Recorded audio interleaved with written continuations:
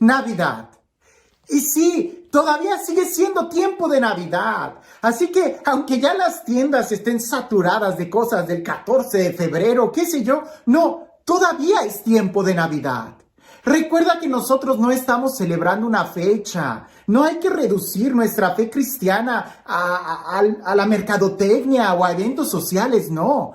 Nosotros no celebramos una fecha, estamos celebrando un acontecimiento que Dios se ha hecho hombre y eso es tan grande que no cabe en un día. Por eso todo este tiempo de Navidad que todavía estamos viviendo desde el 25 de diciembre hasta, pudiéramos decir, un día antes o las vísperas del bautismo del Señor, todo ese tiempo sigue siendo Navidad.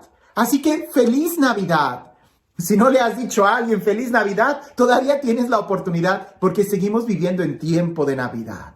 Y nuevamente, este tiempo, alguien pudiera decir, bueno, tampoco celebramos tiempos, estamos celebrando el acontecimiento.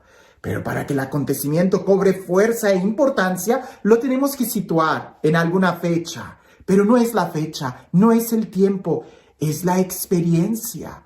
Y esta es la experiencia de Navidad. ¿Qué tanto estás viviendo tú esta experiencia de Navidad? ¿La vives solamente por los foquitos, los cantos, la radio, la música, los adornos en las tiendas? ¿O la estás viviendo porque realmente es una experiencia de fe? De que realmente Jesús ha llegado a tu corazón nuevamente como una nueva revelación. Es tiempo de Navidad, que no se nos olvide. Y vayamos directo al Evangelio.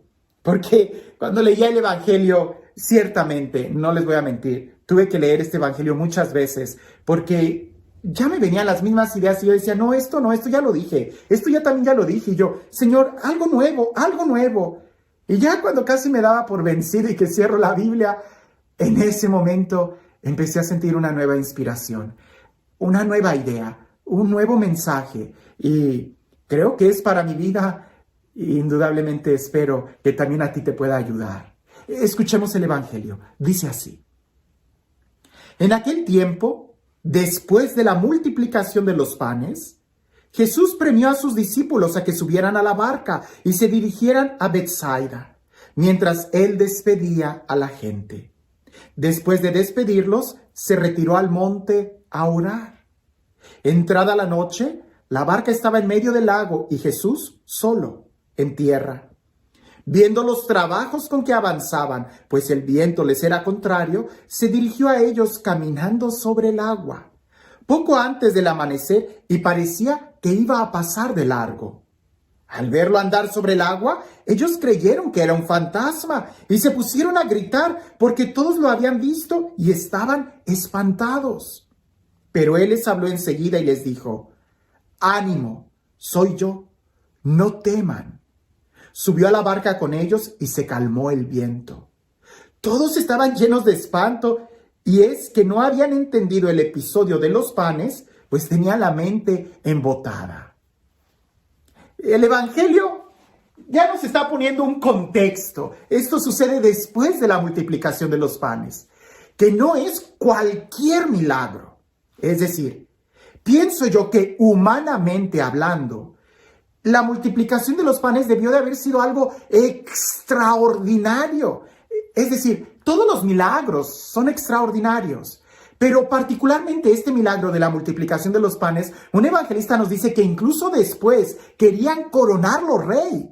Y Jesús se les escapó, no quería eso. Es decir, este milagro incluso pareciese que monetariamente es el que más redituaba. La multiplicación de los panes. Si Él puede multiplicar los panes, si Él puede crear cosas de la nada, entonces, ¿qué lo puede detener? Nada. Sabemos que un signo o un milagro muy fuerte fue, por ejemplo, la resurrección de Lázaro. Pero fue por eso digo humanamente, este milagro debió de haber movido mucho incluso el ego de algunas personas. Se sorprendieron de que todos fueron partícipes de algo sensible que pudieron tocar. No solamente que vieron que el milagro sucedió en alguien más, sino que ellos recibieron ese milagro, la multiplicación de los panes, de los peces, y hasta sobró, Aspectos importantes del evangelio de hoy. La multiplicación es justamente antes de esto que estamos leyendo.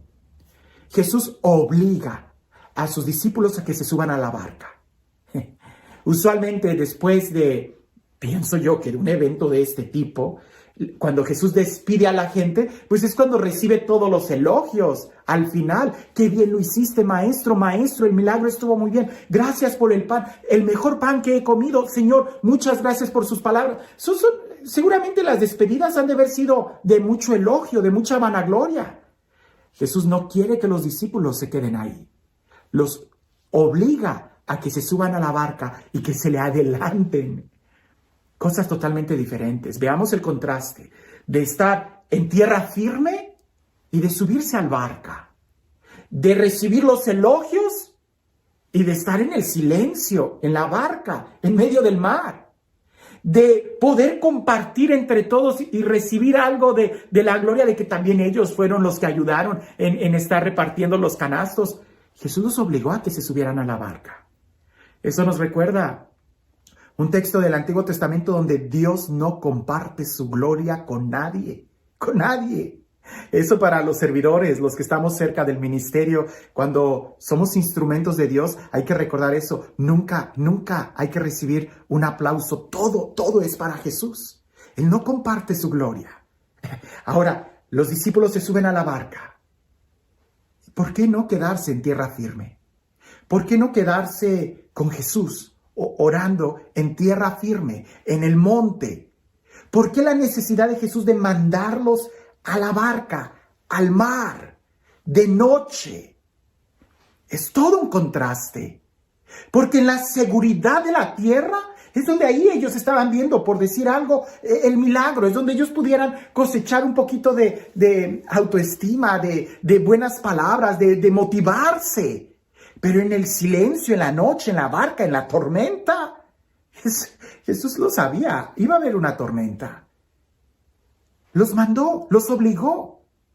Es que tenemos que entender esto. Seguir a Jesús no es solamente en los momentos de gloria, también tiene que ser en los momentos de tribulación. Y pareciese que la obediencia a la palabra de Dios es más valiosa cuando nos lleva a subirnos a la barca. Porque en tierra firme, cuando tú estás parado, estás firme, estás en un lugar, estás estacionado. Y la fe no es un estar estacionado, es un viaje, es un peregrinar. Y cuando te subes a la barca, no te subes porque la barca va a ser tu lugar, es porque te estás moviendo. Y así es la fe. No te quedes solamente en el momento de la gloria. Te tienes que mover, tienes que remar más adentro, tienes que cruzar al otro lugar. Los discípulos suben y empiezan a batallar.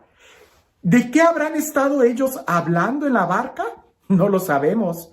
Pero se cansaron porque humanamente querían remar para que Jesús llegara. Y esto pudiéramos hacerlo todo un retiro espiritual. Humanamente ellos se cansaron de remar porque hasta el viento era contrario.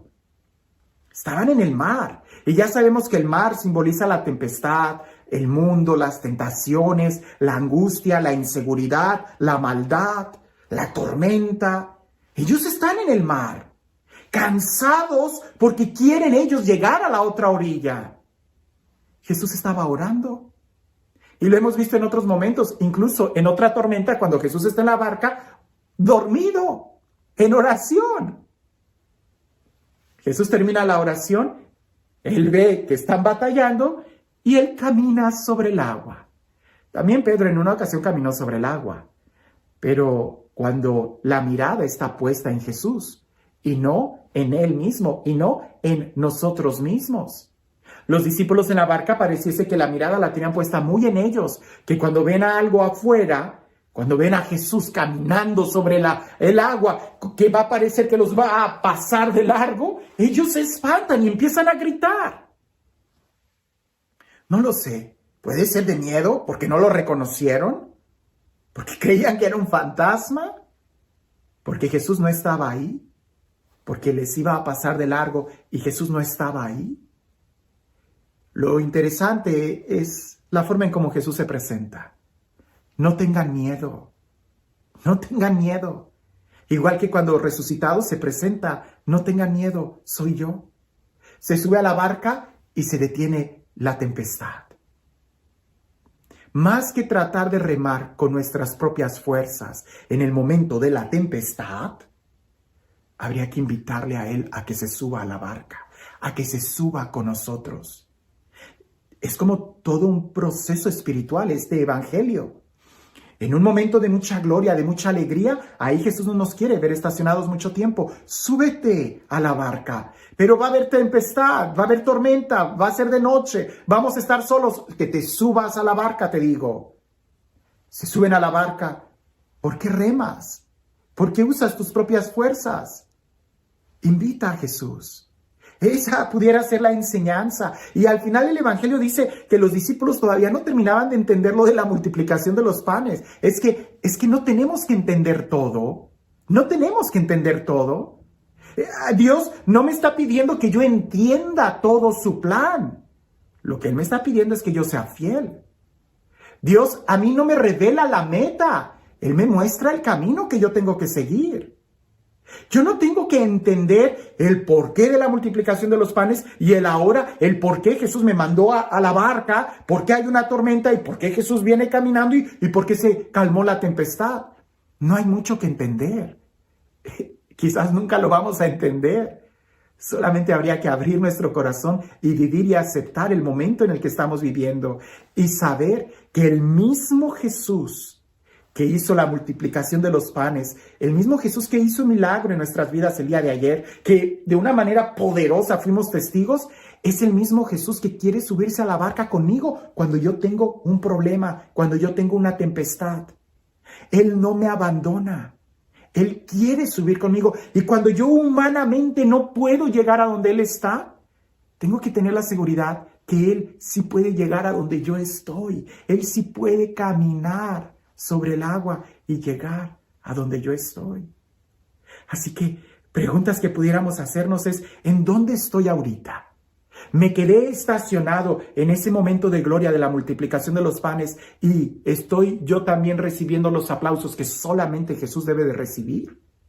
O ya obedecí y me subí a la barca, pero ¿cuál es mi actitud en la barca?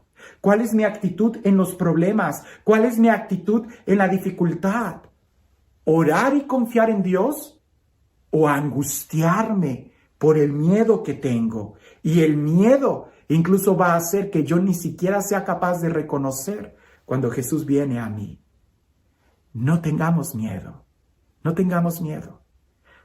Invitemos a Jesús a venir con nosotros, a que se suba y que en esta jornada de nuestra vida, que nuestra vida es todo un peregrinar, Él pueda también acompañarnos. Y juntos iremos remando de gloria en gloria. Porque si no entendíamos el milagro anterior, tranquilo, tampoco vas a entender el milagro que viene a tu vida.